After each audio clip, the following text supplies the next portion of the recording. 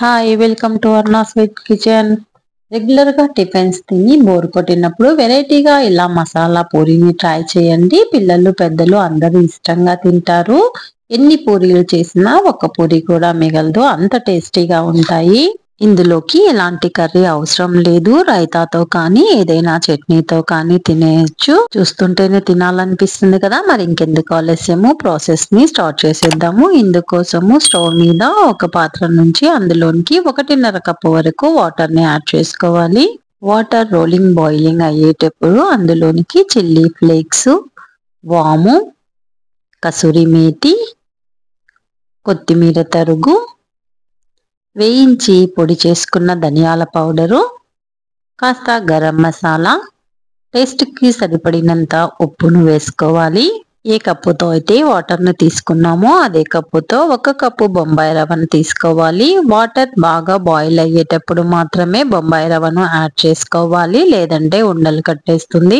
అంతేకాదు రవ్వను వేసుకుంటూ కూడా కలపాలి. ఒకేసారి రవ్వ వేసి కలపడానికి వెళ్తే కూడా ఉండలు కడుతుంది. రవ్వ వేసిన 1 మినిట్కే గట్టి పడిపోతుంది. 2 మినిట్స్ మాత్రము స్టవ్ మీద పెట్టి స్టవ్ ఆఫ్ చేసి దించేసి చల్లారనివ్వాలి. చల్లారిన తర్వాత దీనిని ఒక పాత్రలోనికి తీసుకోవాలి.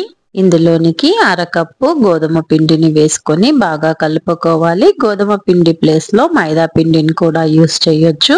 వీడియోను చివరి వరకు చూసిన తర్వాత మీకు ఈ రెసిపీ నచ్చినట్లయితే లైక్ చేసి మీ ఫ్రెండ్స్ కు, రిలేటివ్స్ కి షేర్ చేయండి. పిండి బాగా కలుపుకున్న తర్వాత నానబెట్టాల్సిన అవసరం అయితే లేదు. వెంటనే పూరీలను ఒత్తేసుకోవచ్చు. ఇందుకోసము పిండిని చిన్న చిన్న బాల్స్ గా చేసుకోవాలి. నార్మల్ పూరీలను ఎలా ఈజీగా చేసుకుంటామో వీటిని కూడా అదే విధంగా చేసుకోవచ్చు. విరిగిపోవడం గాని అతుక్కోవడం అలాంటిది ఏమీ ఉండదు. ఒక పూరి ఉండను తీసుకొని పొడి పిండి వేసుకొని పూరీలాగా రౌండ్ షేప్ లో ఒత్తుకోవాలి. వీడియోలో అంచులు ఎలా వస్తాయో చూపిస్తున్నాను, అబ్జర్వ్ చెయ్యండి. రవ్వతో చేస్తున్నాం కదా, మరీ రౌండ్ గా ఉండదు. అంచులు కొంచెం హెచ్చు తగ్గులుగా ఉంటాయి. ఎగ్జాక్ట్ గా రౌండ్ షేప్ లో ఉండి అన్ని పూరీలు ఒకే సైజులో ఉండాలి అంటే కప్పు లేదా ప్లేటును పూరీపై ఉంచి ఎడ్జెస్ ని తీసివేయాలి. అప్పుడు పర్ఫెక్ట్ షేప్ లోకి వస్తాయి. మిగిలిన పూరీలన్నింటినీ కూడా ఇదే విధంగా ఒత్తి పక్కనుంచుకోవాలి. స్టవ్ మీద డీప్ ఫ్రై కి సరిపడే ఆయిల్ నుంచి ఆయిల్ బాగా హీట్ అయిన తర్వాత పూరీలను వేసి కాల్చుకోవాలి.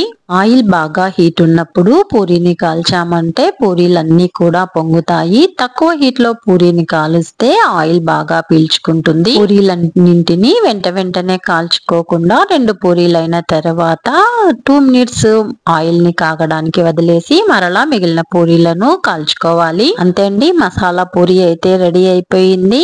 మీరు కూడా ట్రై చేయాలి అనుకుంటున్నారా? అయితే ఒకసారి వీడియోను స్టెప్ బై స్టెప్ చూసి ఫాలో కండి. ఎలా వచ్చిందో నాకు కామెంట్ చెయ్యండి. ఇంతవరకు నా ఛానల్ ని సబ్స్క్రైబ్ చేసుకొని వాళ్ళు, ఫస్ట్ టైం నా ఛానల్ ని విజిట్ చేసిన వాళ్ళు సబ్స్క్రైబ్ చేసుకోండి. బెల్ సింబల్ ని నొక్కి యాక్టివేట్ చేసుకోండి. ఫర్దర్ గా నేను పెట్టే వీడియోస్ అన్ని కూడా మీకు నోటిఫికేషన్ రూపంలో వచ్చి ప్రతి వీడియోను మిస్ కాకుండా చూడగలుగుతారు. Thank you for watching.